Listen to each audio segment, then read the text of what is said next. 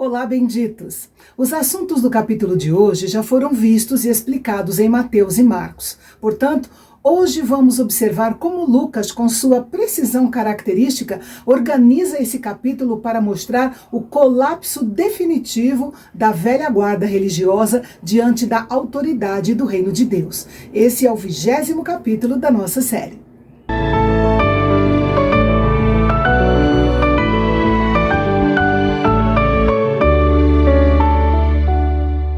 O capítulo abre com Jesus ensinando no templo. Mateus e Marcos também narram o questionamento sobre a autoridade de Jesus, mas Lucas faz questão de notar que ele estava evangelizando. E qual era o evangelho que Jesus pregava? Com certeza não era um conjunto de regras, mas uma proclamação de libertação e realidade presente. Diferente do reino político que os líderes judeus esperavam, ou da Pax Romana imposta pelos romanos, baseada na submissão, o evangelho que Jesus pregava era a boa notícia de que o governo de Deus havia invadido a história. E no Evangelho de Lucas, isso é muito prático. Onde Jesus chega, a exclusão acaba, a doença recua e a dívida espiritual é cancelada. Além disso, o evangelho que Jesus prega no templo é uma afronta direta à elite religiosa. Por isso, eles perguntam a origem da autoridade de Jesus. Jesus responde com outra pergunta. Ele quer saber daqueles líderes religiosos se o batismo de João era do céu ou dos homens. Essa pergunta foi um checkmate neles.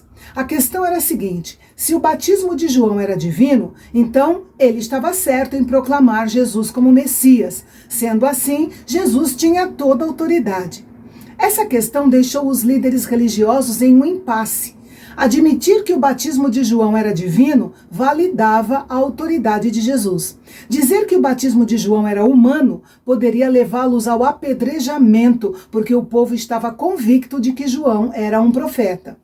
Para se preservar, eles responderam que não sabiam. Jesus também se recusou a responder à pergunta deles e eles tiveram que admitir sua falência intelectual e espiritual.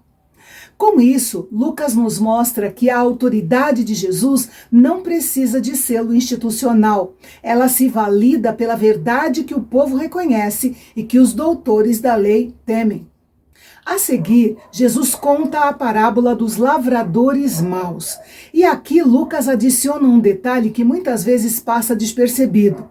Ele diz que Jesus contou esta parábola ao povo, mas os líderes sabiam que era contra eles.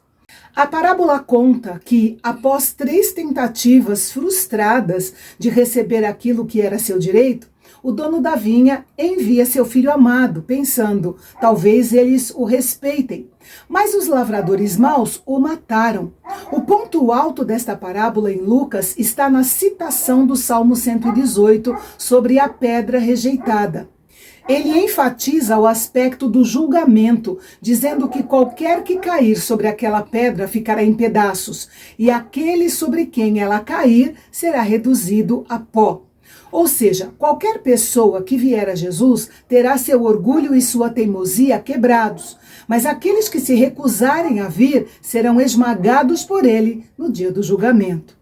Lucas é direto e claro sobre a substituição da liderança religiosa.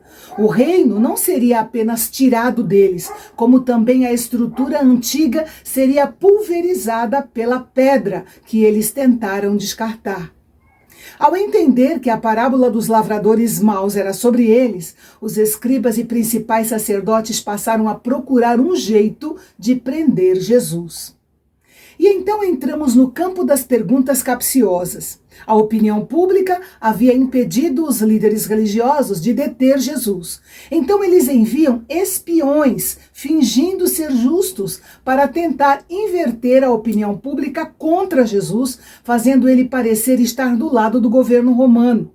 A pergunta dos espiões enviados era: é lícito pagar impostos a César ou não? O dilema de Jesus com essa questão era simples. Se ele dissesse que os impostos deveriam ser pagos, poderia ser acusado de negar a soberania de Deus sobre o povo de Israel e assim se tornar impopular entre o povo judeu. E se ele dissesse que os impostos não deveriam ser pagos, se tornaria inimigo de Roma. Olhando para a moeda, Jesus então faz a distinção clássica: dê a César o que é de César e a Deus o que é de Deus. Em seguida, alguns da seita dos saduceus, que não acreditavam que houvesse ressurreição, se aproximam de Jesus para lhe propor uma história hipotética de uma mulher que havia se casado sucessivamente com 7 irmãos e depois também havia morrido. Tentando ridicularizar a ideia da ressurreição, eles queriam saber de quem ela seria esposa na ressurreição. Lucas registra a resposta de Jesus dizendo que lá no céu não há casamentos, pois seremos como os anjos de Deus. E acrescenta uma frase que não está nos outros sinóticos: porque para ele, Deus, todos vivem. Para o médico Lucas, a vida não é apenas um processo biológico que se interrompe, mas uma categoria de existência diante de Deus. Quando Jesus afirma que para ele todos vivem, ele está mudando a nossa percepção de tempo e realidade. Para nós, o tempo é uma linha. Os patriarcas nasceram, viveram, morreram e ressuscitarão. Mas para Deus, que está fora do nosso tempo cronológico, eles não são uma memória, mas uma presença. No original grego, o texto sugere que a existência dessas pessoas está ancorada em Deus. Eles estão mortos para o mundo, mas vivem para ele. A derrota dos saduceus é tão retumbante que Lucas registra que eles não ousavam perguntar-lhe mais nada. Nos versículos 41 a 44, Jesus inverte o jogo. Se eles não perguntam mais, então ele pergunta: como o Messias pode ser apenas filho de Davi, se o próprio Davi, no Salmo 110, chama o Messias de meu Senhor? Com isso, Jesus prova que sua identidade é muito superior a uma simples herança biológica ou título político. Ele diz que é o Senhor de Davi e deixa aqueles religiosos sem ter o que responder diante da clareza da sua divindade. Lucas encerra o capítulo com uma advertência severa contra os escribas, os doutores da lei, a elite intelectual e jurídica de Israel.